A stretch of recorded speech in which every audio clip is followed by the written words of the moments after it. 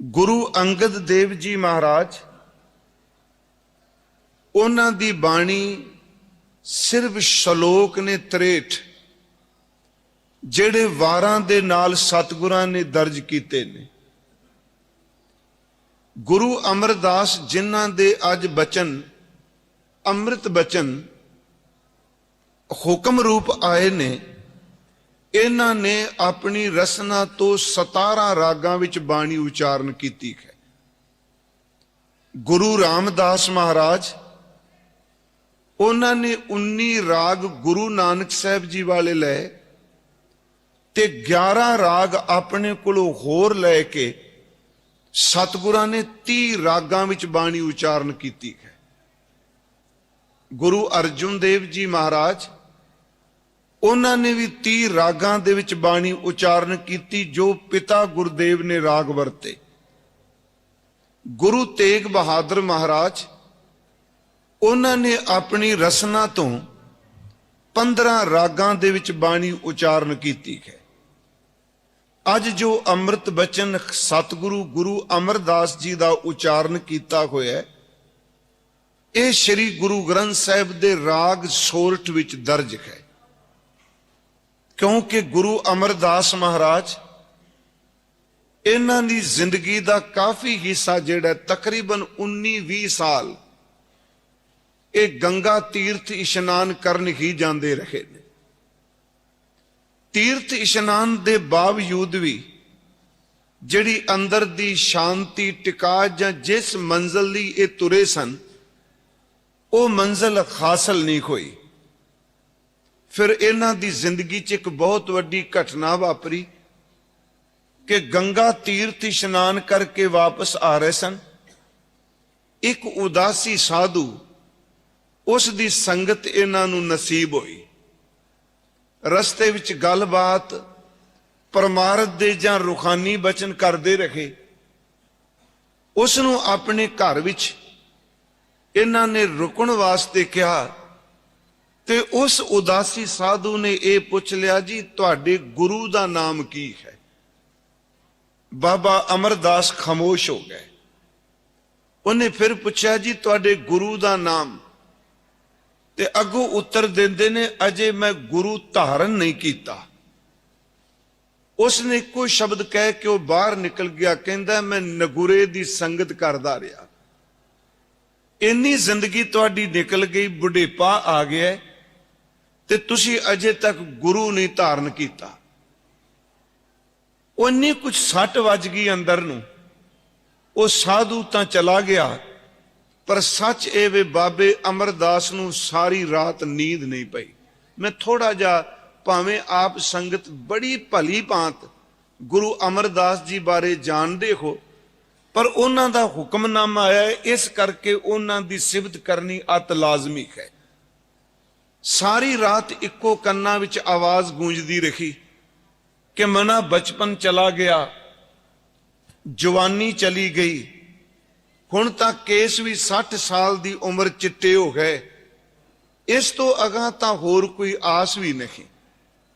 क्योंकि गुरबाणी ये सानू समझांदी है, उंज तां मौत दा कोई पता नहीं ये किस अवस्था विच आ जाए। ये मां दे गर्भ विच भी मौत हो सकती है। दुध चुंगदा बच्चा भी दुनिया तो जा सकता है। छोटे खेडदे होए बच्चे भी जा सकते हैं, जवानी विच भी जा सकते हैं। पर जदों बुढ़ेपा आ जाए, इस तो बाद सिर्फ अगला पड़ाव जिहड़ा है वह मौत दा हुंदा है।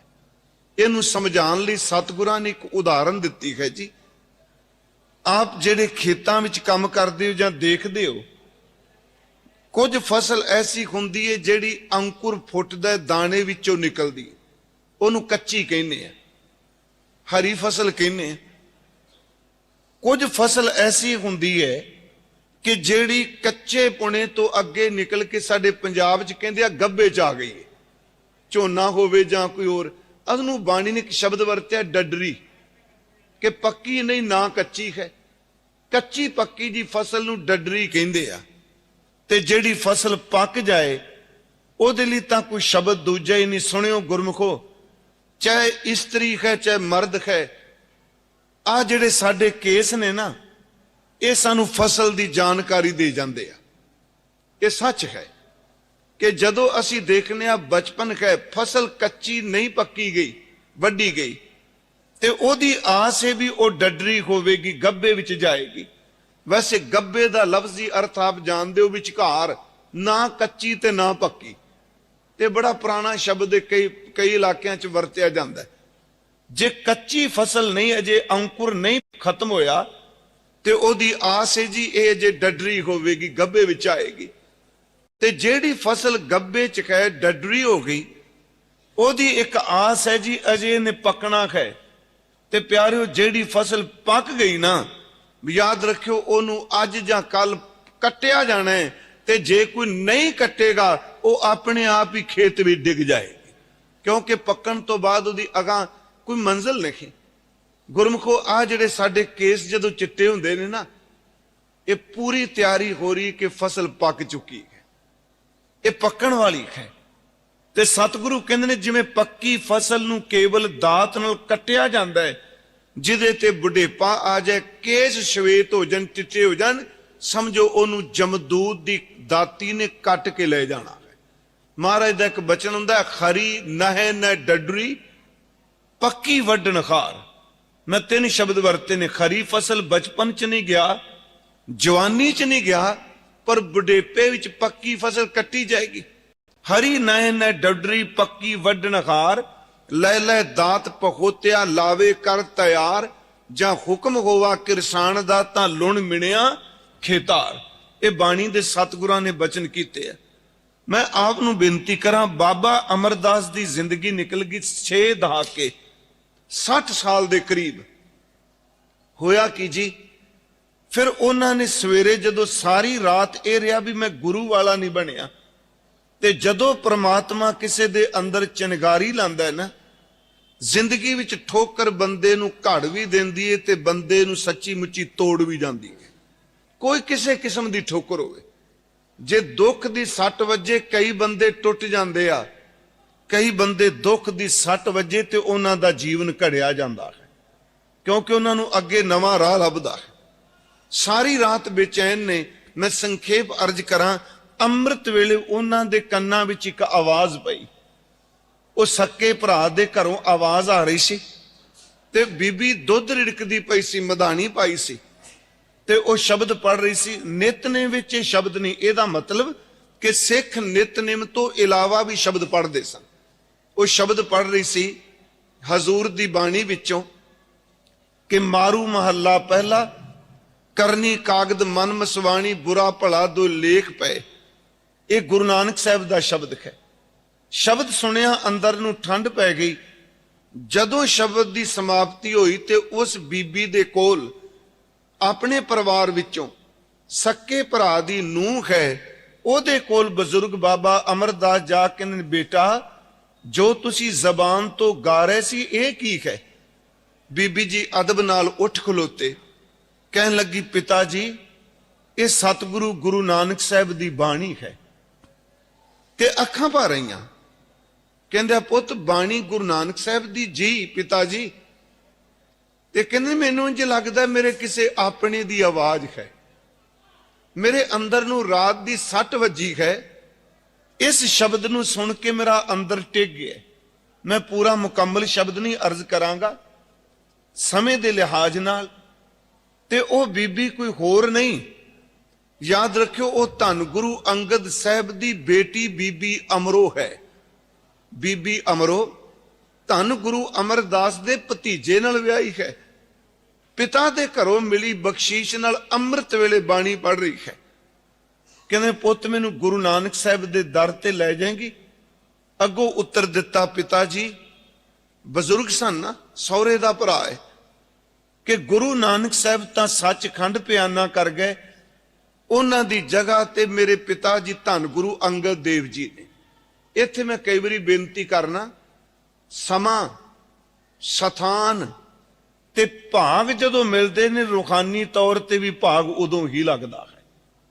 ਕਿ ਗੁਰੂ ਅਮਰਦਾਸ ਨੂੰ ਪਤਾ ਨਹੀਂ, ਜਿਸ ਦਿਨ ਭਤੀਜਾ ਵਿਆਹਣ ਗਏ ਨੇ, ਰਿਸ਼ਤੇਦਾਰਾਂ ਨੂੰ ਤੇ ਪਤਾ ਹੁੰਦਾ ਹੈ ਕਿ ਜਿਸ ਘਰ 'ਚ ਅਸੀਂ ਵਿਆਹਣ ਚੱਲੇ ਆ, ਇਹ ਪਿਛੋਕੜ ਕੀ, ਇਹ ਮੰਨਦੇ ਕਿਸ ਨੂੰ ਨੇ। पर जदों समा आवे भाग उदों लगदा है। बीबी अमरो गुरु अमरदास बाबा अमरदास जी नूं गुरु अंगद दे पिता जी दे कोल लै गई। साडा इतिहास कहता है कि गुरु अमरदास जी नूं बाहर बिठा दिता बीबी अमरो ने। कहन लगी मैं अंदरों इजाजत लैके आउनी आ। गुरु अंगद देव जी ने पूछया, कहन लगे बेटा किवें आए? उत्तर दिता भी घर दे बजुर्ग लैके आईयां मैं नाल। ते आप हजूर उठ के चले गए ते कहन लगे बेटा वो तां अगे कई दिनां दे बेचैन ने, अंदर नूं शब्द दी कोई सट मार गया, तुसी बाहर क्यों बिठा दिता? साडा इतिहास कहता है गुरु अंगद देव अगे लैन चले गए। बाबा अमरदास बाहर बैठे हुए सन दरवाजे दे विच, घर दे बूहे अगे। इत्थे मैं आप नूं एक होर बेनती करदा जावां कि गुरु अंगद देव तो गुरु अमरदास 25 साल वड्डे ने। फिर बेनती सुनियो, गुरु अंगद देव 25 साल छोटे ने। तीसरे पातशाह दूजे पातशाह नालों 25 साल वड्डे ने। जदों हजूर बाहर गए ते गुरु अमरदास बाबा अमरदास जी ने देखा, इक्को दम उठ के खड़े हो गए।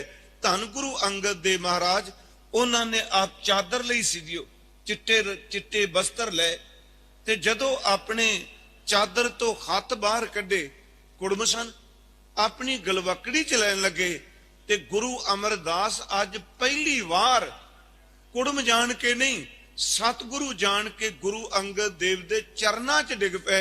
कहन लगे दाता मैं कुड़म बन के नहीं, अज नगुराहा तेरे दर तो तैनू गुरु धारण करना आ। साडा इतिहास कहता है कि गुरु अंगद देव जी ने घुट के सीने न लाया। प्यारिओ एक नहीं, दो नहीं, तीन नहीं, 12 साल उन्होंने सेवा की। 12 साल गागर ढोई। 12 सालों में किन्नी वारी मीह पिया, किन्नी वारी तूफान आया, किन्नी ठंड पई कि दरिया दा कंढा सी खडूर साहिब, उदों ब्यास बिल्कुल नेड़ियों निकलदा सी। 12 साल गागर ढोनी बिना नागा ते केवल मीह बरसात ही नहीं, लोकां ने भी बहुत कुछ किया। सब कुछ गुरु अमरदास जर गए। अखीर वाले दिन गागर लैके आए ते पैर खड्डी दे किले भी चढ़िया ते खड्डी विच डिग पे। सच एवे उस दिन उस जुलाही ने, मैं जात दे आधार ते नहीं कहांगा क्योंकि जुलाहे असल च खड्डी ते कपड़े बुनदे सन। जदों वो डिग्या ते जुलाहे ने अंदरों आवाज दे के पूछा कौन है? वो फिर बीबी अगो बोली, कहंदी ये अमरू बेनवा होगा, सदा है भटकता फिरता। ये हिंदी शब्द ने। ਇਹਦਾ मतलब हो गया कि अमरदास है जिदा टिकाना कोई नहीं। ये अमरू बेनवा होगा, सदा है भटकता फिरता, ना कबू चैन करता, बकारा हो तो ऐसा हो। कहंदी इनू ना दिने चैन ना रात चैन, ये अठे पैर तुरिया फिरदा है। गुरु अमरदास ने गागर नहीं डिगन दिती, आवाज दिती, दीवानी क्या बकती है गुरु की शान में, उसी दम होगी पागल, इशारा हो तो ऐसा हो। सिर्फ इन्ने शब्द क्या, तू पागल की कह रही है? सच्ची मुच्ची जी वो पागल हो गई। मैं आपनू बेनती करा, उस दिन गुरु अंगद देव जी दे चरना च जदों पहुंचे ते महाराज कहंदे आ पुरखा अज देरी क्यों? नेत्र भर के कहंदे सतगुरु अज मैं डिग पिया। महाराज ने घुट के सीने न लाया। कहन लगे जदों फल पक जांदा है ना ते पक्या होया फिर डिग पैंदा है, ते जिहड़े पक के डिगदे हुंदे ने वो मालक दे दर ते स्वीकार हो जांदे आ। असीं तुसीं उस तरह नहीं डिगे, तुसीं पक गए हो। खड्डी विच डिग्गिया नूं गुरगद्दी दे दित्ती ते जदों पता लगा भी औरत ने यह कहा भी निथावां, फिर सतगुरां ने 12 बख्शां दित्तियां। तुम हो निथावन के थान, कर हो निमाने को मान, ने ओटियां दी ओट, ने धरियां दी धर, ने धीरां दी धीर, पीरां दे पीर, दयाल गई बहोड़, जगत बंदी छोड़, भनन करन समरथ, सब जीव का जिस हाथ। 12 बख्शां धन गुरु अंगद देव जी ने दित्तियां। मैं थोड़ा जिहा तां बेनती कीती है भाई, क्योंकि गुरु अमरदास दी जिंदगी दा तजर्बा है कि जिन्ने मर्जी कर्म कर लो, सतगुरु नूं धारन तो बिना जिंदगी दा पार उतारा नहीं हो सकता। अज जो हुक्म है क्योंकि अपना विषा ते है एक एक अमृत बचन नु वाचना। ये गुरु ग्रंथ साहिब दे विच सोलठ राग है। महला तीजा दा अर्थ तीसरे गुरुदेव धन गुरु अमरदास जी ने ये अमृत बचन उच्चारण किया है। सो सिख सखा बंधप है पाए, जे गुर के भाणे विच आवे। एक एक लफ्ज वाल आप जी ध्यान दिया जे। सो सिख, सो दा लफ्जी अर्थ है ओ, सिख दा अर्थ है जिन्ने गुरु दी सिक्ख्या लेनी है।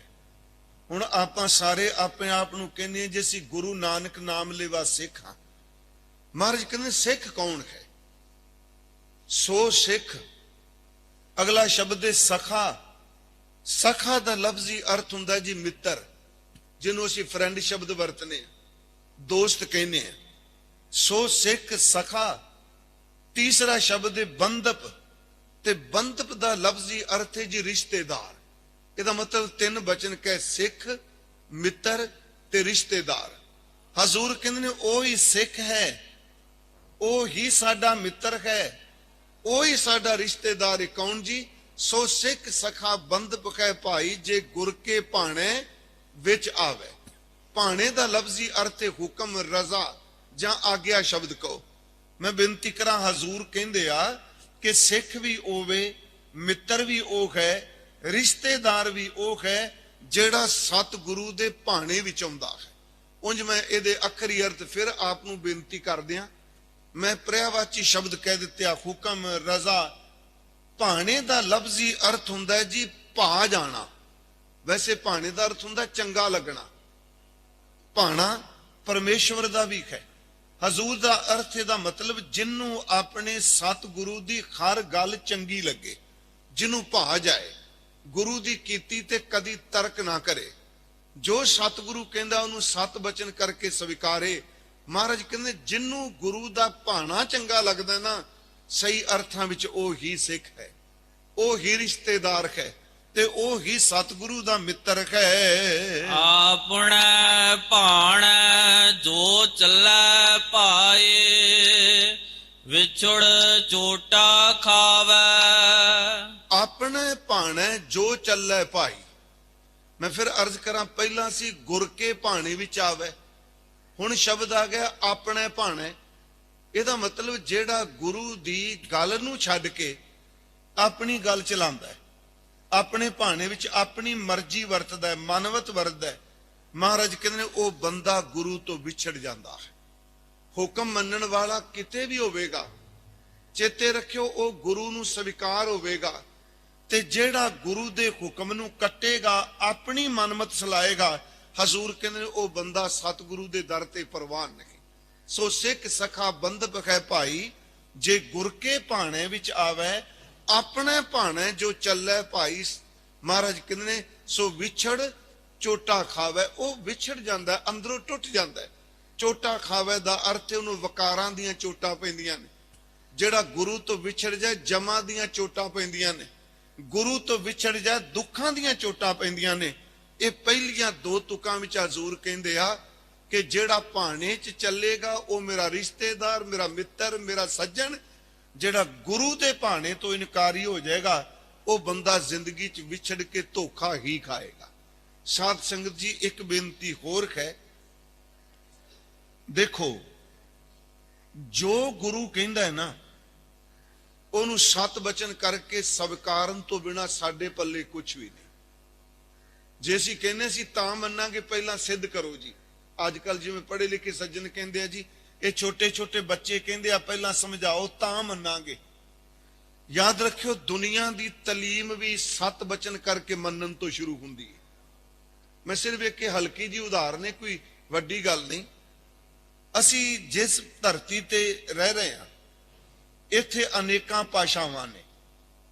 जदों तुसी बच्चे नूं स्कूल पढ़ने पांदे हो, मान लो वो अंग्रेजी दी किताब जां कायदा पढ़दा है, ते सब तो पहला ओनूं मास्टर टीचर यही कहंदा भी इहनूं ए कहंदे आ।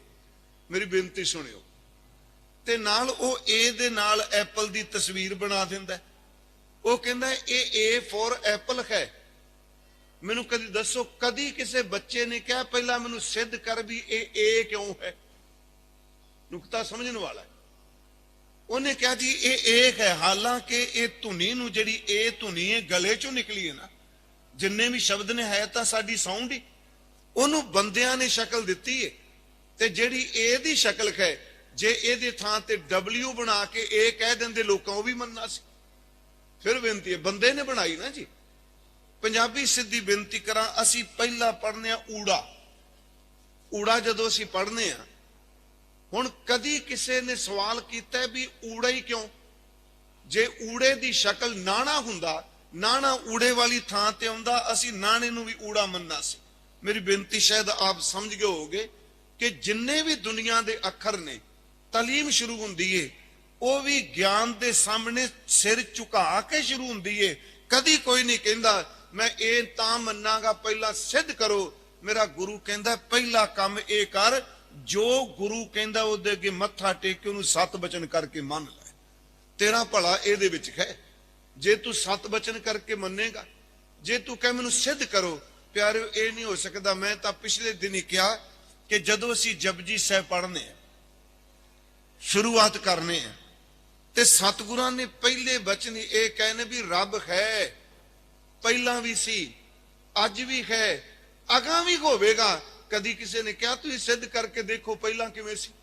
ਅਸੀਂ ਪੜ੍ਹਨੇ ਆ ਆਦ ਸੱਚ, ਜੁਗਾਦ ਸੱਚ, ਹੈ ਭੀ ਸੱਚ, ਨਾਨਕ ਹੋਸੀ ਭੀ ਸੱਚ। ਇਹ ਚ ਕੋਈ ਤਰਕ ਹੈ ਵੀ ਸਿੱਧ ਕਰੋ ਪਹਿਲਾਂ ਕਿਵੇਂ ਸੀ? ਫਿਰ ਬੇਨਤੀ ਹੈ, ਉੱਥੇ 7 ਬਚਨ ਹੀ ਹੈ। ਮਹਾਰਾਜ ਗੁਰੂ ਅਮਰਦਾਸ ਕਹਿੰਦੇ ਨੇ ਵੀ ਸਿੱਖੋ, ਜੇ ਆਤਮਿਕ ਸੁਖ ਚਾਹੁੰਦੇ ਹੋ ਨਾ, ਤੇ ਇੱਕ ਕੰਮ ਕਰੋ, ਜੋ ਸਤਿਗੁਰੂ ਕਹਿੰਦਾ ਉਹਨੂੰ 7 ਬਚਨ ਕਰਕੇ ਮੰਨ ਲਓ, ਇਹਦੇ ਵਿੱਚ ਬੜਾ ਭਲਾ ਹੈ। ਮੈਂ 1-2 ਉਦਾਹਰਨਾਂ ਆਪ ਜੀ ਨੂੰ ਹੋਰ ਅਰਜ਼ ਕਰਨਾ ਬਾਣੀ ਵਿੱਚੋਂ ਹੀ। ਸੁਖਮਨੀ ਸਾਹਿਬ ਦਾ ਪਾਠ ਆਪ ਜੀ ਕਰਦੇ ਹੋ, ਜੇ ਨਹੀਂ ਕਰਦੇ ਤੇ ਜ਼ਰੂਰ ਕਰਿਆ ਕਰੋ। ਮੇਰੀ ਬੇਨਤੀ ਹੈ, ਨਿਤਨੇਮ ਕਰੋ। ਹੋ ਸਕਦਾ ਤੁਹਾਡੇ ਚ ਬੜੀ ਇਬਾਦਤ ਵਾਲੇ ਬੈਠੇ ਹੋਣ, ਮੈਂ ਪ੍ਰਚਾਰਕ ਹੋਣ ਦੇ ਨਾਤੇ ਕਹਿ ਰਿਹਾ, ਜੇ ਮੁਕੰਮਲ ਨਹੀਂ ਕਰ ਸਕਦੇ ਨਾ, 4-4 ਅਸ਼ਟਪਦੀਆਂ ਰੋਜ਼ ਕਰ ਲਓ। 4 ਅੱਜ ਕੀਤੀਆਂ, 4 ਦੂਜੇ ਦਿਨ ਕਰ ਲਈਆਂ। ਅਸੀਂ ਜਦੋਂ 18ਵੀਂ ਅਸ਼ਟਪਦੀ ਪੜ੍ਹਨੇ ਆ, ਸਤਿਪੁਰਖ ਜਿਨ ਜਾਣਿਆ, ਇਹ ਸ਼ਲੋਕ ਹੈ। ਸਤਿਪੁਰਖ ਜਿਨ ਜਾਣਿਆ, ਸਤਿਗੁਰ ਤਿਸ ਕਾ ਨਾਉ, ਤਿਸ ਕੈ ਸੰਗ ਸਿੱਖ ਹੁਦਰੈ, ਨਾਨਕ ਹਰ ਗੁਣ ਗਾਓ। ਇਸ ਤੋਂ ਬਾਅਦ ਸ਼ੁਰੂ ਹੁੰਦੀ ਅਸ਼ਟਪਦੀ। ਸੁਣਿਓ, ਪਹਿਲੇ ਪਦੇ ਵਿੱਚ ਕੇਵਲ ਗੁਰੂ ਅਰਜੁਨ ਦੇਵ ਇਹ ਦੱਸਦੇ ਆ ਵੀ ਗੁਰੂ ਆਪਣੇ ਸਿੱਖ ਤੇ ਕੀ ਕਿਰਪਾ ਕਰਦਾ। ਅਰਥਾਂ ਦੀ ਲੋੜ ਨਹੀਂ, ਬੜੇ ਸਰਲ ਸ਼ਬਦ ਨੇ। ਸਤਿਗੁਰ ਸਿੱਖ ਕੀ ਕਰੈ ਪ੍ਰਤਪਾਲ, ਸੇਵਕ ਕੋ ਗੁਰ ਸਦਾ ਦਿਆਲ। ਪ੍ਰਤਪਾਲਨਾ ਕਰਦਾ ਗੁਰੂ ਆਪਣੇ ਸਿੱਖ ਤੇ ਸਦਾ ਦਿਆਲੂ ਹੈ। ਸਤਿਗੁਰ ਸਿੱਖ ਕੀ ਕਰੈ ਪ੍ਰਤਪਾਲ, ਸੇਵਕ ਕੋ ਗੁਰ ਸਦਾ ਦਿਆਲ। ਸਿੱਖ ਕੀ ਗੁਰ ਦੁਰਮਤ ਮਲ ਖਿਰੈ, ਇਹਦੀ ਭੈੜੀ ਮੈਲ ਨੂੰ ਗੁਰੂ ਦੂਰ ਕਰ ਦਿੰਦਾ। ਤੇ ਜਦੋਂ ਕਿਸੇ ਦੀ ਮੈਲ ਖਤਮ ਹੋ ਜਾ, ਉਹ ਨਾਮ ਆਪਣੇ ਆਪ ਜਪਣ ਲੱਗ ਪੈਂਦਾ। ਸਤਿਗੁਰ ਸਿੱਖ ਕੀ ਦੁਰਮਤ ਮਲ ਖਿਰੈ, ਗੁਰ ਬਚਨੀ ਕਰ ਨਾਮ ਉਚਰੈ। ਸਤਿਗੁਰ ਸਿੱਖ ਕੇ ਬੰਧਨ ਕਾਟੈ, ਗੁਰ ਕਾ ਸਿੱਖ ਬੇਕਾਰ ਤੇ ਹਟੈ। ਸਤਿਗੁਰ ਸਿੱਖ ਕੋ ਨਾਮ ਧਨ ਦੇ, ਗੁਰ ਕਾ ਸਿੱਖ ਵਡਭਾਗੀ ਹੈ। ਤੁਸੀਂ ਨਾਲ ਤੁਕਾਂ ਮੇਰੇ ਪੜ ਰਹੇ ਹੋ, ਕਿਸੇ ਤੁਕ ਵਿੱਚ ਇਹ ਆਇਆ ਵੀ ਸਿੱਖ ਕੀ ਕਰੇ? ਫਿਰ ਸੁਣਿਓ, ਇਹ ਆਇਆ ਗੁਰੂ ਜੀ ਇਹ ਕਰਦੇ ਆ, ਗੁਰੂ ਜੀ ਇਹ ਕਰਦੇ ਆ, ਪਰ ਕਿਸੇ ਤੁਕ 'ਚ ਇਹ ਨਹੀਂ ਆਇਆ ਸਿੱਖ ਕੀ ਕਰੇ। ਸਤਿਗੁਰ ਸਿੱਖ ਕੀ ਕਰੈ ਪ੍ਰਤਪਾਲ, ਸੇਵਕ ਕੋ ਗੁਰ ਸਦਾ ਦਿਆਲ। ਸਿੱਖ ਕੀ ਗੁਰ ਦੁਰਮਤ ਮਲ ਖਿਰੈ, ਗੁਰ ਬਚਨੀ ਕਰ ਨਾਮ ਉਚਰੈ। ਸਤਿਗੁਰ ਸਿੱਖ ਕੇ ਬੰਧਨ ਕਾਟੈ, ਗੁਰ ਕਾ ਸਿੱਖ ਬੇਕਾਰ ਤੇ ਹਟੈ। ਸਤਿਗੁਰ ਸਿੱਖ ਕੋ ਨਾਮ ਧਨ ਦੇ, ਗੁਰ ਕਾ ਸਿੱਖ ਵਡਭਾਗੀ ਹੈ। ਹੁਣ ਅੰਤਲੇ ਤੁਕਾਂ ਨੇ ਇਸ ਪਦੇ ਦੀਆਂ, ਸਤਿਗੁਰ ਸਿੱਖ ਕਾ ਖਾਲਤ ਪਲਤ, ਲੋਕ ਤੇ ਪਰਲੋਕ ਸਵਾਰਦਾ। ਗੁਰਮਖੋ, ਇਹ ਜਿਹੜਾ ਅਸੀਂ ਸਰੀਰ ਲੈ ਕੇ ਬੈਠੇ ਹਾਂ ਨਾ, ਤੇ ਮਤ ਸੋਚਿਓ ਅਸੀਂ ਪਟਨਾ ਸਾਹਿਬ ਆਏ ਆ, ਮਹਾਰਾਜ ਦਾ ਪੁਰਬ ਹੈ।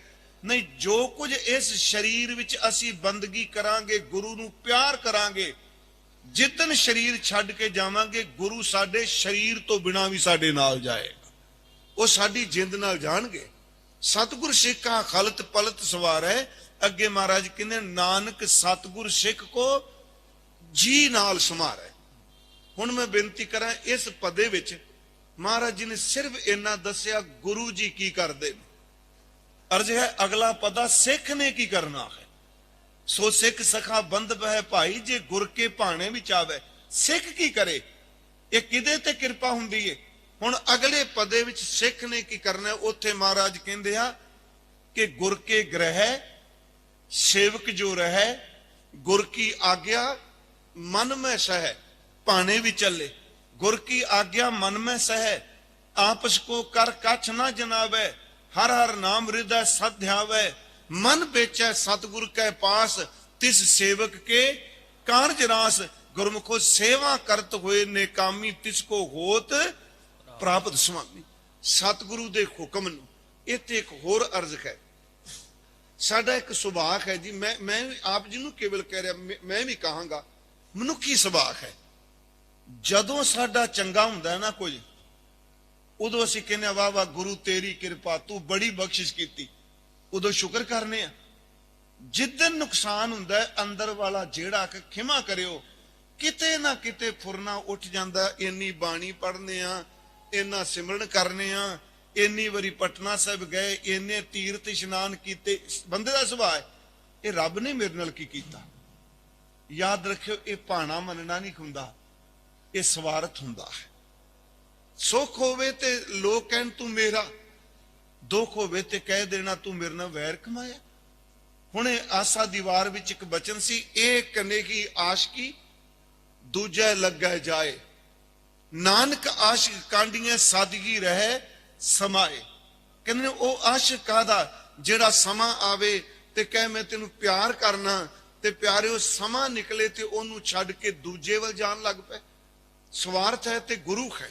ਇਹ ਕਨੇਗੀ ਆਸ਼ਕੀ ਦੂਜਾ ਲੱਗਿਆ ਜਾਏ, ਨਾਨਕ ਆਸ਼ਿਕ ਕਾਂਡੀਆਂ ਸਾਦਗੀ ਰਹਿ ਸਮਾਏ।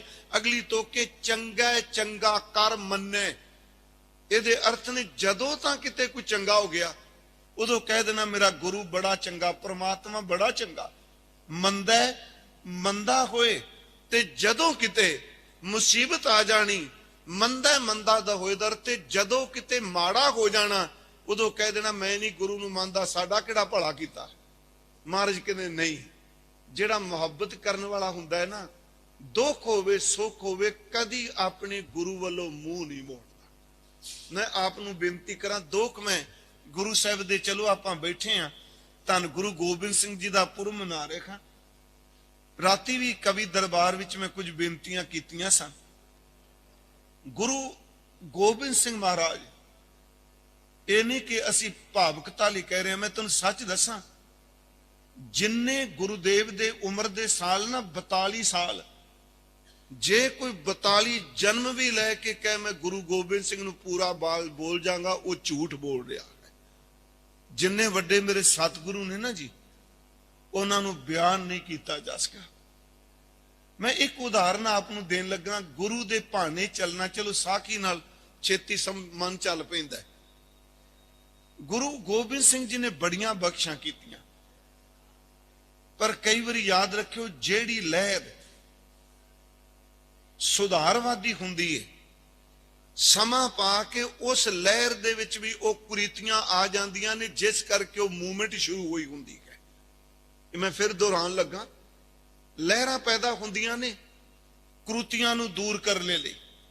ਕਈ ਵਾਰੀ ਕੀ ਹੁੰਦਾ, ਸਮਾਂ ਪਾ ਕੇ ਉਹ ਲਹਿਰ ਵੀ ਉਸ ਤਰ੍ਹਾਂ ਭ੍ਰਸ਼ਟ ਜਾਂਦੀ ਹੈ ਜਿਵੇਂ ਉਹਨੇ ਪਹਿਲਾਂ ਭ੍ਰਸ਼ਟੇ ਬਾਹਰ ਕੱਢੇ ਹੁੰਦੇ ਆ। ਹਰ ਲਹਿਰ ਦਾ ਦੁਖਾਂਤ ਤੇ ਹੁੰਦਾ ਹੈ ਜੀ। ਕੋਈ ਤੁਸੀਂ ਪਾਰਟੀ ਲੈ ਲਓ, ਕੋਈ ਲੈ ਲਓ, ਸਿੱਖਾਂ ਲੈ ਲਓ, ਕਿਸੇ 'ਚ ਵੀ ਲੈ ਲਓ। ਗੁਰੂ ਰਾਮਦਾਸ ਮਹਾਰਾਜ ਜੀ ਨੇ ਮਸੰਦ ਥਾਪੇ। ਜਿਹੜਾ ਮਸੰਦ ਲਫ਼ਜ਼ ਹੈ, ਇਹ ਫਾਰਸੀ ਦਾ ਸ਼ਬਦ ਹੈ ਜੀ, ਮਸਨਦ। ਮਸਨਦ ਤੋਂ ਬਣਿਆ ਮਸੰਦ, ਤੇ ਮਸਨਦ ਦਾ ਲਫ਼ਜ਼ੀ ਅਰਥ ਹੁੰਦਾ ਗੱਦੀ ਉੱਤੇ ਬੈਠਣ ਵਾਲਾ। ਮਸੰਦ ਦਾ ਮਤਲਬ, ਮਸੰਦ ਲਫ਼ਜ਼ ਮਾੜਾ ਨਹੀਂ। ਮੈਂ ਅਰਜ਼ ਕਰਾਂ, ਕਈ ਵਾਰੀ ਲਫ਼ਜ਼ ਇੰਨੇ ਚੰਗੇ ਹੁੰਦੇ ਆ ਤੇ ਮਾੜੀਆਂ ਚੀਜ਼ਾਂ ਨਾਲ ਜੋੜ ਜੋੜ ਕੇ ਲੋਕੀ ਉਹ ਨਫ਼ਰਤ ਕਰਨ ਲੱਗ ਪੈਂਦੇ। ਦਾਸ ਨੇ ਇੱਕ ਵਾਰ ਬੇਨਤੀ ਕੀਤੀ, ਹੁਣ ਮਸੰਦ, ਜੇ ਕਿਸੇ ਨੂੰ ਕਹਿਣਾ ਛੱਡੋ ਇਹ ਤਾਂ ਮਸੰਦ ਹੈ, ਤੇ ਜੇ ਪੁੱਛੇ ਜੀ ਮਸੰਦ ਦੇ ਲਫ਼ਜ਼ੀ ਅਰਥ ਕੀ ਨੇ, ਮਸੰਦ ਦਾ ਅਰਥ ਹੈ ਗੱਦੀ ਤੇ ਬੈਠ ਕੇ ਲੋਕਾਂ ਨੂੰ ਪਵਿੱਤਰਤਾ ਦੱਸਣ ਵਾਲਾ। ਮਸੰਦ ਲਫ਼ਜ਼ ਮਾੜਾ ਨਹੀਂ।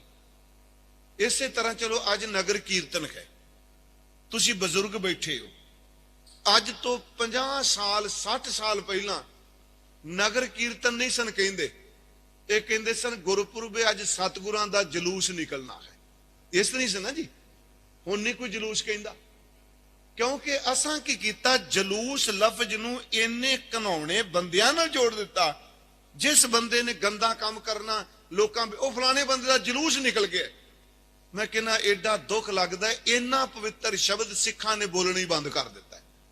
ਅੱਜ ਤੁਸੀਂ ਕਹੋ ਅੱਜ ਬਾਬਾ ਜੀ ਦਾ ਜਲੂਸ ਨਿਕਲਣਾ ਜੀ ਕੱਲ ਨੂੰ, ਤੇ ਮੈਨੂੰ ਨਾਲ ਹੀ ਸਟੇਜ ਤੋਂ ਥੱਲੇ ਲਾ ਦੇਣਗੇ ਵੀ ਸ਼ਬਦ ਕਿਹੜੇ ਕਹਿ ਰਹੇ ਹੋ।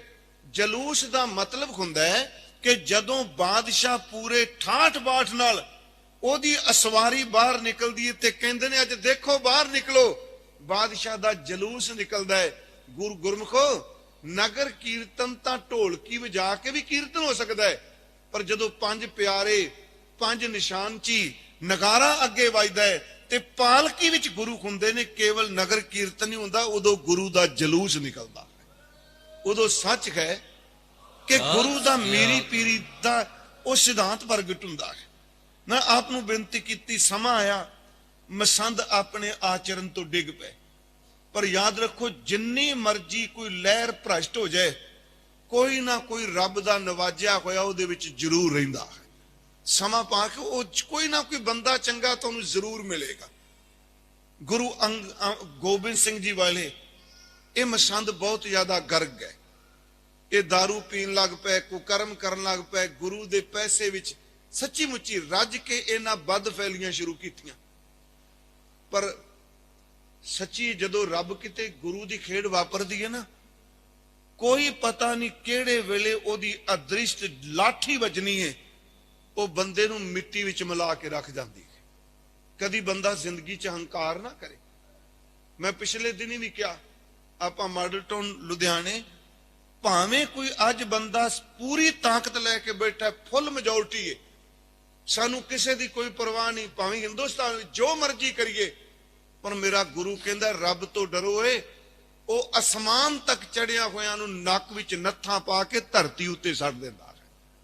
ਧਰਤੀ ਉੱਪਰ ਕੋਟਗੜ ਕੀਤੀ ਗਈ ਬਜਾਏ, ਜੋ ਅਸਮਾਨ ਨਾ ਮਾਵਨੀ ਤਿੰਨ ਨੱਕ ਨੱਥਾਂ ਪਾਏ। ਸਮਾਂ ਆਇਆ ਗੁਰੂ ਗੋਬਿੰਦ ਸਿੰਘ ਜੀ ਨੇ ਕਹਿ ਦਿੱਤਾ ਵੀ ਮਸੰਦ ਸਿਸਟਮ ਖਤਮ ਕਰ ਦਿਓ। ਰਾਤੀ ਗੁਰਮੁਖ ਪੜ ਰਹੇ ਸਨ, ਗੁਰ ਸੰਗਤ ਕੀਨੀ ਖਾਲਸਾ। ਇਹਦੇ ਅਰਥ ਬੜੇ ਗਹਿਰੇ ਨੇ ਜੀ। ਸੰਗਤ ਨੂੰ ਖਾਲਸਾ ਕਰ ਦਿੱਤਾ। ਇਹਦਾ ਮਤਲਬ ਇਹ ਹੈ ਕਿ ਪਹਿਲਾਂ ਸੰਗਤ ਮਸੰਦਾਂ ਨਾਲ ਜੁੜੀ ਸੀ। ਮੰਨ ਲਓ ਤੁਸੀਂ ਆਏ ਹੋ, ਤੁਹਾਡੇ ਇਲਾਕੇ ਦੇ ਮਸੰਦ ਨੇ ਅੱਗੇ ਲੱਗਣਾ ਤੇ ਆਪ ਜੀ ਨੂੰ ਲੈ ਕੇ ਆਉਣਾ, ਤੇ ਗੁਰੂ ਨੂੰ ਸਿੱਧਾ ਨਹੀਂ, ਮਸੰਦ ਕਹਿੰਦਾ ਸੀ ਜੀ ਮੈਂ ਸੰਗਤ ਲੈ ਕੇ ਆਇਆ, ਗੁਰੂ ਨੇ ਵਿੱਚੋਂ ਮਸੰਦ ਕੱਢ ਦਿੱਤਾ। ਖਾਲਸਾ ਦਾ ਇੱਕ ਅਰਥ ਹੈ ਪਿਓਰ, ਦੂਜਾ ਖਾਲਸਾ ਦਾ ਅਰਥ ਹੈ ਜ਼ਮੀਨ ਦਾ ਉਹ ਟੁਕੜਾ ਜਿਹਦਾ ਸੰਬੰਧ ਸਟੇਟ ਨਾਲ ਨਹੀਂ, ਸਿੱਧਾ ਸੈਂਟਰ ਨਾਲ ਹੋਵੇ।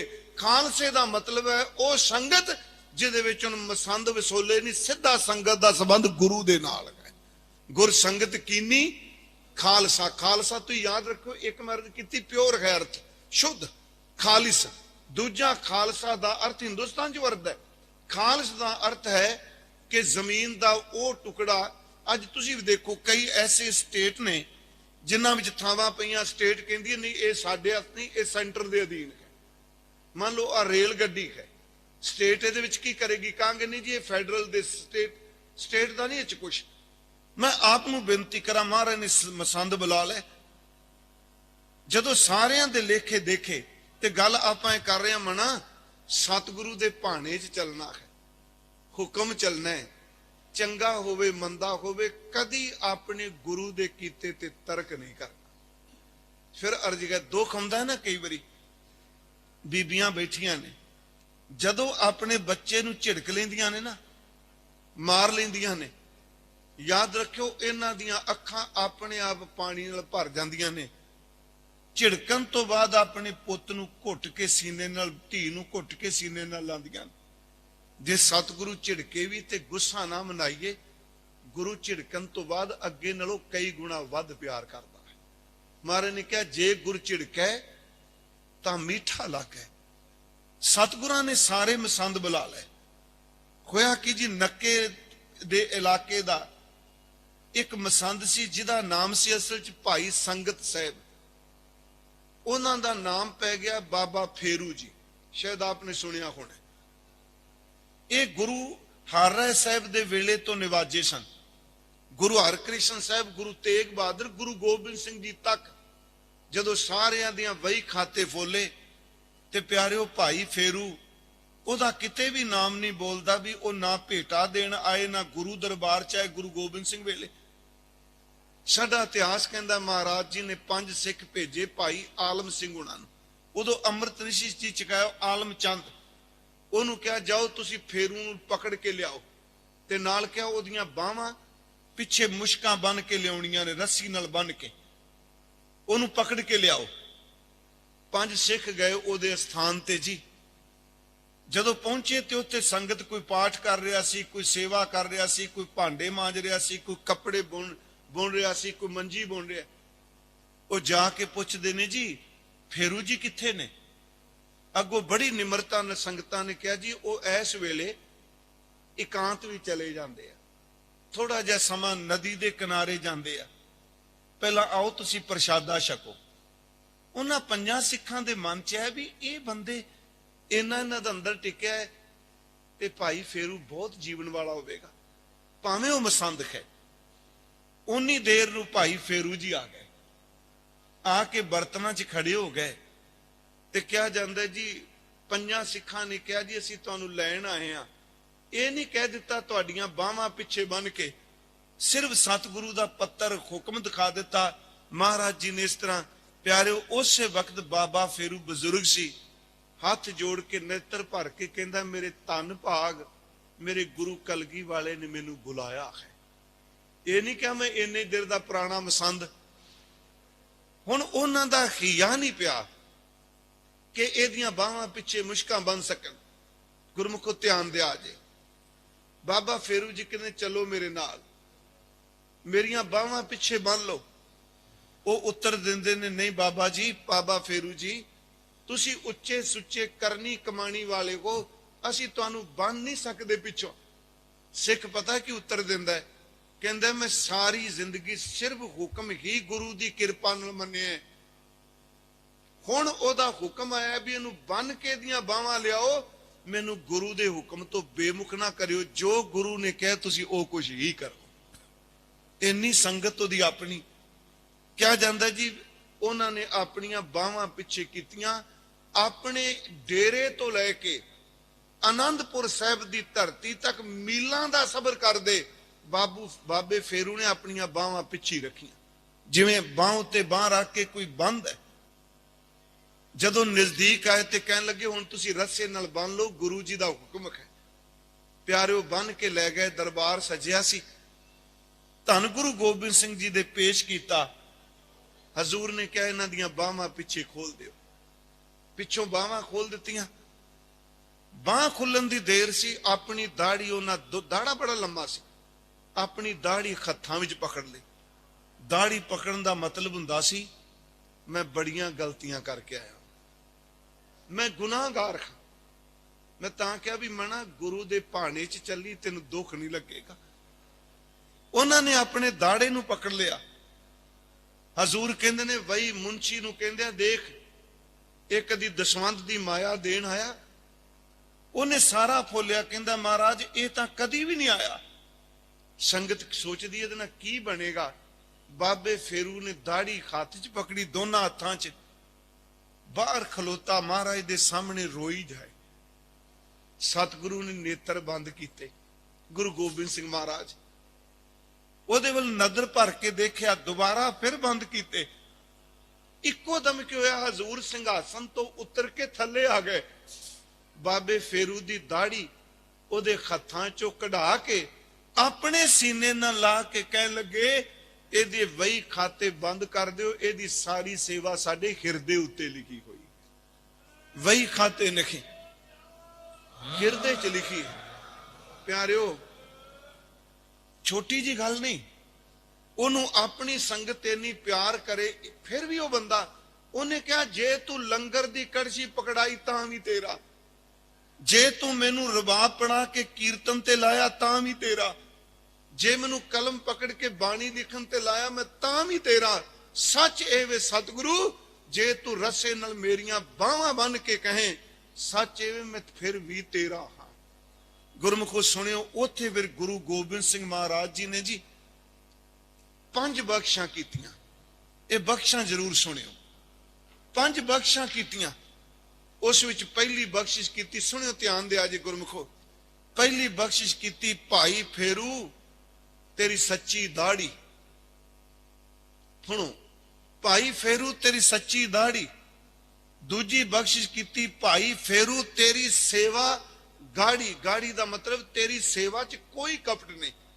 ਭਾਈ ਫੇਰੂ ਤੇਰੀ ਸੱਚੀ ਦਾੜੀ, ਭਾਈ ਫੇਰੂ ਤੇਰੀ ਸੇਵਾ ਗਾੜੀ, ਭਾਈ ਫੇਰੂ ਤੇਰੀ ਕਰਨੀ ਸਾਰੀ। ਤੇਰਾ ਜੀਵਨ ਕਥਨੀ ਨਹੀਂ ਤੇ ਕਰਨੀ ਹੈ। ਭਾਈ ਫੇਰੂ ਜਗ ਤੁਲਗਾ ਭਾਰੀ, ਤੂੰ ਲੋਕਾਂ ਨੂੰ ਪਾਰ ਕਰੇਗਾ। ਪੰਜਵੀਂ ਬਖਸ਼ਿਸ਼ ਕੀਤੀ, ਭਾਈ ਫੇਰੂ ਤੇਰੇ ਤੋਂ ਸਤਿਗੁਰ ਬਲਿਹਾਰੀ। ਮਹਾਰਾਜ ਨੇ ਜਦੋਂ 5 ਬਖਸ਼ਾਂ ਕੀਤੀਆਂ ਗੁਰਮੁਖੋ, ਉਸ ਵਕਤ ਭਾਈ ਫੇਰੂ ਕਵਿਤਾ ਲਿਖਣ ਲੱਗ ਪਏ ਸਨ। ਉਹਨਾਂ ਮਹਾਰਾਜ ਧੰਨ ਗੁਰੂ ਗੋਬਿੰਦ ਸਿੰਘ ਜੀ ਵੱਲ ਦੇਖਿਆ। ਜਿਹੜੀ ਕਵਿਤਾ ਉਹਨਾਂ ਆਪਣੀ ਰਸਨਾ ਤੋਂ, ਆਪਣੀ ਜ਼ਬਾਨ ਤੋਂ ਬੋਲੀ, ਉਹ ਕੁਛ ਕੁ ਪਦੇ ਨੇ। ਮੈਂ ਇੱਕ ਬੇਨਤੀ ਸਿਰਫ ਕਰਾਂਗਾ, ਉਹ ਕਹੇ, ਸਾਡੇ ਸੱਜਣਾ ਜੀ ਸਾਨੂੰ ਤੇਰੀ ਮਣੀ। ਇਹਦਾ ਮਤਲਬ ਇਹ ਹੈ, ਮੇਰੇ ਸਤਿਗੁਰੂ ਜੀ ਸਾਨੂੰ ਤੇਰਾ ਹੀ ਆਸਰਾ ਹੈ। ਸਾਡੇ ਸੱਜਣਾ ਜੀ ਸਾਨੂੰ ਤੇਰੀ ਮਣੀ। ਨਿਮਾਣਿਆਂ ਦਾ ਤੂੰ ਮਾਣ ਸਦਾਵੇਂ, ਸਾਡੀ ਪਿਤਾਂਗ ਤਣੀ। ਤੈਂ ਜੇ ਸਾਨੂੰ ਹੋਰ ਨਾ ਕੋਈ, ਅਸੀਂ ਢੂੰਡੀ ਵਣੀ ਵਣੀ। ਫੇਰੂ ਜਾਣ ਸੱਜਣ ਤੋਂ ਵਾਰੀ, ਵਾਰੀ ਤਾਂ ਭਲੀ ਬਣੀ। ਇਹਦਾ ਮਤਲਬ ਇਹ ਕਿ ਸਤਿਗੁਰੂ ਮੈਂ ਤੇਰੇ ਤੋਂ ਕੁਰਬਾਨ ਜਾਨਾ। ਮੈਂ ਇੱਕ ਬੇਨਤੀ ਕਰਾਂ ਗੁਰਮੁਖੋ, ਦੁੱਖ ਸੁੱਖ ਜ਼ਿੰਦਗੀ ਦਾ ਹੀਥਾ ਹੈ। ਬਸ ਇੱਕੋ ਬੇਨਤੀ ਕਰੋ, ਸਾਨੂੰ ਆਪਣੇ ਭਾਣੇ ਵਿੱਚ ਰੱਖਣ ਦੀ ਦਾਤ ਦੇ। ਹੁਕਮ ਹੈ ਸੋ ਸਿੱਖ ਸਖਾ ਬੰਦਪ ਹੈ ਭਾਈ, ਜੇ ਗੁਰ ਕੇ ਭਾਣੇ ਵਿੱਚ ਆਵੇ। ਆਪਣੇ ਭਾਣੇ ਜੋ ਚੱਲੇ ਭਾਈ, ਸੋ ਵਿਛੜ ਝੋਟਾ ਖਾਵੇ। ਜਿਹੜਾ ਆਪਣੀ ਮਰਜ਼ੀ ਕਰੇਗਾ ਸੁੱਖ ਮਿਲੇਗਾ। ਸਤਿਗੁਰੂ ਕਹਿੰਦੇ ਨੇ ਉਹੀ ਹੈ ਜਿਹੜਾ ਗੁਰੂ ਦੇ ਹੁਕਮ ਵਿੱਚ ਰਹਿੰਦਾ ਹੈ। ਬਿਨ ਸਤਿਗੁਰ ਸੁਖ ਕਦੇ ਨਾ ਪਾਵੈ ਭਾਏ, ਫਿਰ ਫਿਰ ਪਛੋਤਾਵੈ। ਸਤਿਗੁਰੂ ਤੋਂ ਬਿਨਾ ਆਤਮਿਕ ਸੁੱਖ ਨਹੀਂ ਮਿਲ ਸਕਦਾ। ਪਦਾਰਥ ਮਿਲ ਜਾਣਗੇ, ਸਭ ਕੁਝ ਮਿਲੇਗਾ। ਅੰਦਰ ਦਾ ਸੁੱਖ ਕੇਵਲ ਸਤਿਗੁਰੂ ਕੋਲ ਹੈ। ਸਤਿਗੁਰੂ ਤੋਂ ਬਿਨਾ ਬੰਦਾ ਸੁਖੀ ਨਹੀਂ ਹੋ ਸਕਦਾ। ਹਰ ਕੇ ਦਾਸ ਸੁਹੇਲੇ ਭਾਏ। ਹਰੀ ਦੇ ਜਿਹੜੇ ਸੇਵਕ ਨੇ, ਦਾਸ ਨੇ, ਉਹ ਸੱਚੀ ਸੁਹੇਲੇ ਦਾ ਅਰਥ ਹੁੰਦਾ ਹੈ ਜੀ ਆਪਣੇ ਅੰਦਰੂਨੀ ਤੌਰ ਤੇ, ਪੂਰਨ ਤੌਰ ਤੇ ਸੁਖੀ। ਸੁਹੇਲੇ ਦਾ ਅਰਥ ਹੁੰਦਾ ਜਿਹਦੇ ਕੋਲ ਦੁੱਖ ਨਾ ਆਵੇ। ਇੱਕ ਸ਼ਬਦ ਹੈ ਸੁਹੇਲਾ, ਇੱਕ ਸ਼ਬਦ ਹੈ ਦੁਹੇਲਾ। ਸੁਹੇਲੇ ਦਾ ਅਰਥ ਜਿਵੇਂ ਅਸੀਂ ਪੜ੍ਹਨੇ ਆ, ਇਹ ਲੋਕ ਸੁਖੀਏ ਪਰ ਲੋਕ ਸੁਹੇਲੇ, ਹਨਾ ਜੀ। ਸੁਖ ਮਿਲਦਾ। ਗੁਰੂ ਜੀ ਕਹਿੰਦੇ ਜਿਹੜੇ ਪ੍ਰਭੂ ਦੇ ਦਾਸ ਨੇ ਨਾ ਜੀ, ਉਹ ਸਦੀਵ ਕਾਲ ਵਾਸਤੇ ਸੁਖੀ ਖਾਨਾ। ਜਨਮ ਜਨਮ ਕੇ ਕਿਲ ਬਿਖ ਦੁਖ ਕਾਟੇ, ਆਪੇ ਮੇਲ ਮਿਲਾਏ। ਪ੍ਰਭੂ ਦੇ ਦਾਸ ਆਤਮਿਕ ਤੌਰ ਤੇ ਸੁਖੀ ਨੇ। ਉਹਨਾਂ ਦੇ ਜਨਮਾਂ ਜਨਮਾਂਤਰਾਂ ਦੇ ਜਿਹੜੇ ਕਿਲ ਬਿਖ ਨੇ, ਉਹ ਗੁਰੂ ਨੇ ਕੱਟ ਦਿੱਤੇ। ਆਪ ਮਿਹਰ ਕਰਕੇ ਆਪਣੇ ਨਾਲ ਮਿਲਾਇਆ ਹੈ। ਰਹਾਉ। ਇਹ 2 ਤੁਕਾਂ ਜਿਹੜੀਆਂ ਅਸੀਂ ਪੜੀਆਂ, ਇਹ ਰਹਾਉ ਦੀਆਂ ਹਨ। ਇਹੋ ਕੁਟੰਬ ਸਭ ਜੀ ਕੇ ਬੰਧਨ ਭਾਈ, ਪਰਮ ਪੁਲਾ ਸੰਸਾਰਾ। ਜਿੰਨੇ ਸਾਡੇ ਪਰਿਵਾਰ ਦੇ ਬੰਧਨ ਨੇ, ਅਸਲ 'ਚ ਬੰਧਨ ਹੀ ਨੇ ਜੀ। ਦਿਸ ਦੇ ਸੰਗਲ ਕੋਈ ਨਹੀਂ, ਪਰ ਸੰਗਲ ਨਾਲ ਬੱਝੇ ਹੋਏ ਆ। ਦਿਸਦਾ ਹੋਇਆ ਤੇ ਕੱਟਿਆ ਜਾਂਦਾ ਹੈ, ਅਣਦਿਸਦੇ ਨੂੰ ਤੇ ਕੱਟਣਾ ਵੀ ਬੜਾ ਮੁਸ਼ਕਲ ਹੈ। ਆ ਮੋਹ ਦਾ ਬੰਧਨ ਹੀ ਹੈ। ਚਾਹੇ ਪਿਤਾ ਨੇ, ਮਾਂ ਹੈ, ਭੈਣ ਨੇ, ਭਰਾ ਨੇ, ਪੁੱਤਰ ਹੈ, ਧੀ ਹੈ, ਮਿੱਤਰ ਨੇ, ਸੱਜਣ ਨੇ। ਇੱਥੋਂ ਤੱਕ ਕਿ ਬੰਦਾ ਦੁਸ਼ਮਣ ਦੇ ਬੰਧਨ ਵਿੱਚ ਵੀ ਬੱਝਿਆ ਰਹਿੰਦਾ ਹੈ। ਬੰਧਨ ਦਾ ਮਤਲਬ ਇੱਕ ਥਾਂ ਤੇ ਜਕੜਿਆ ਹੋਇਆ।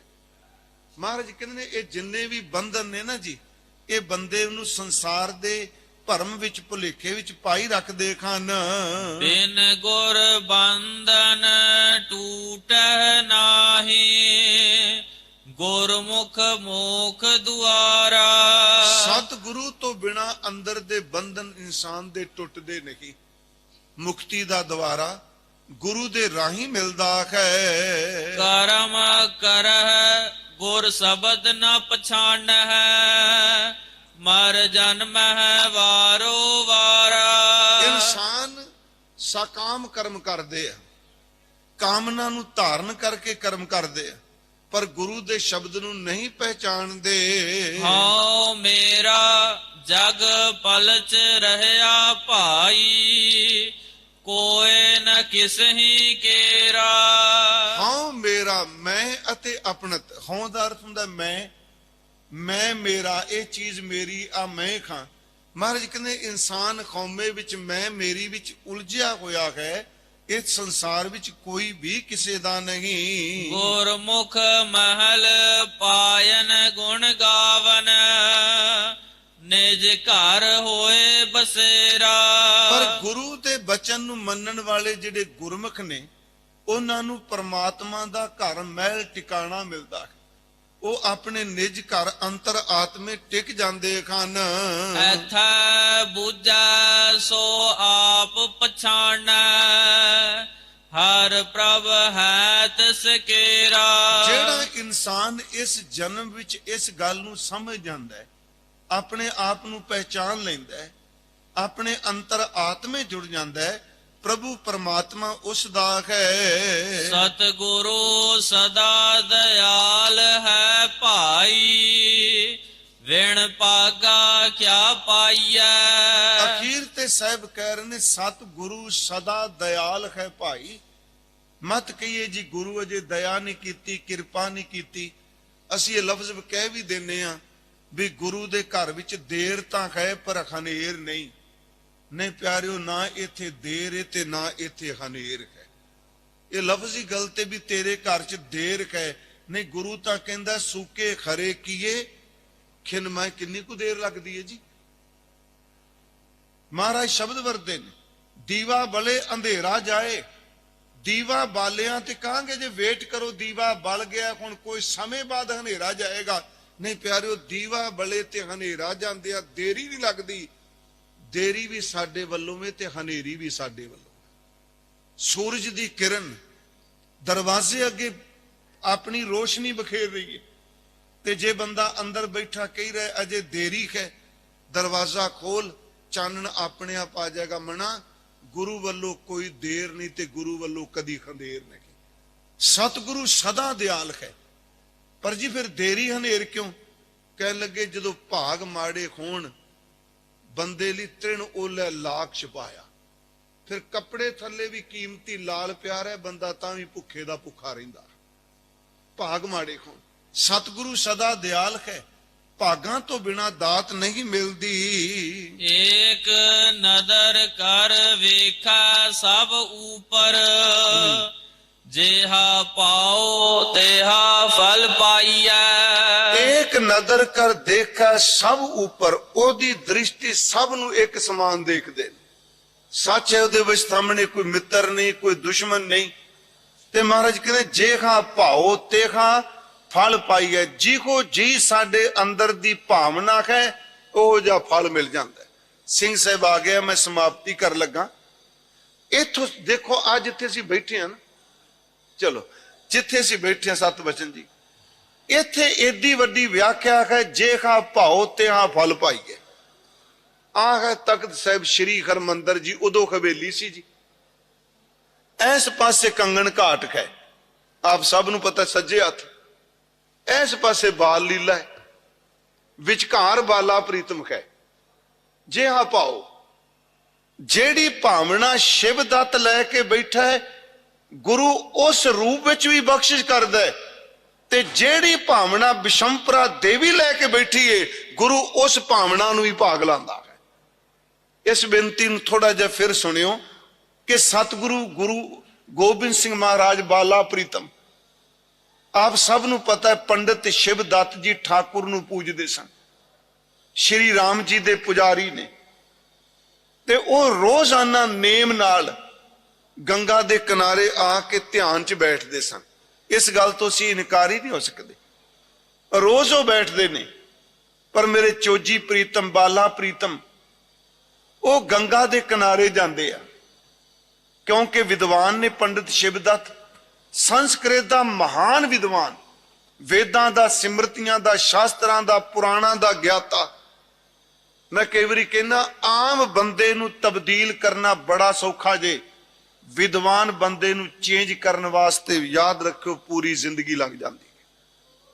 फिर बेनती सुनो, अज्ञानी बंदा, गल बड़ी औरत, अज्ञानी बंदे नूं तब्दील करना बहुत सौखा है, जेड़ा बंदा पढ़ के खुद ज्ञानी बन जाए ओनू चेंज करना बड़ा औखा है। एक बारी एक सज्जन किसे कोल पढ़न गए, दो जने, ते एक नूं पहला पता सी, कुछ पढ़िया सी, ते मास्टर नूं पुछदा जी फीस, जेड़ा पढ़िया सी ओदे तो कहंदा तेरे तो लांगा 1000, ते जेड़ा नहीं पढ़िया कहन लगे तू 500 दे दी। वो कहंदा हद हो गई भी मैं पढ़िया वां, मेरे तो 1000 ते जेड़ा नहीं पढ़िया ਇਹਦੇ ਤੋਂ 500 ਕਹਿਣ ਲੱਗੇ। ਪੁੱਤਰ ਗੱਲ ਚੇਤੇ ਰੱਖੀ, ਜੋ ਤੂੰ ਪੜਿਆ ਪਹਿਲਾਂ ਮੈਨੂੰ ਬਾਹਰ ਕੱਢਣਾ ਪੈਣਾ ਤੇਰਾ, ਕਿਉਂਕਿ ਤੇਰਾ ਭਾਂਡਾ ਪਹਿਲਾਂ ਹੀ ਭਰਿਆ ਪਿਆ, ਇਹ ਤਾਂ ਖਾਲੀ ਹੈ, ਇਹਨੂੰ ਸਮਝ ਕੋਈ ਨਹੀਂ। ਜੋ ਤੂੰ ਪੜਿਆ ਤੇਰੀ ਉਸ ਪੜ੍ਹਾਈ ਨੇ ਰਸਤੇ 'ਚ ਰੁਕਾਵਟ ਬਣ ਜਾਣਾ ਹੈ। ਪੰਡਿਤ ਸ਼ਿਵਦੱਤ ਵਰਗੇ ਦਾ ਝੁਕ ਜਾਣਾ ਕੋਈ ਛੋਟੀ ਜੀ ਬਾਤ ਨਹੀਂ। ਉਹ ਵਿਦਵਾਨ ਹੈ, ਉਹ ਰੋਜ਼ ਧਿਆਨ 'ਚ ਬੈਠਦਾ, ਪਰ ਉਹਦੀ ਭਾਵਨਾ ਕੀ ਹੈ। ਆਹ ਹਰਮੰਦਰ ਗਲੀ ਜਿੱਥੋਂ ਆਪ ਜੀ ਸਾਰੇ ਲੰਘਦੇ ਹੋ, ਮੈਨੂੰ ਯਾਦ ਹੈ ਮੈਂ ਕੱਲ ਵੀ ਸ਼ਾਇਦ ਸਿੰਘ ਸਾਹਿਬ ਨਾਲ ਗੱਲ ਕਰ ਰਿਹਾ ਸੀ, ਪੰਡਿਤ ਨਿਸ਼ਚਲ ਸਿੰਘ ਜੀ ਇਸ ਗਲੀ ਵਿੱਚ ਝਾੜੂ ਲਾਉਂਦੇ ਸਨ ਸਾਰਾ ਦਿਨ।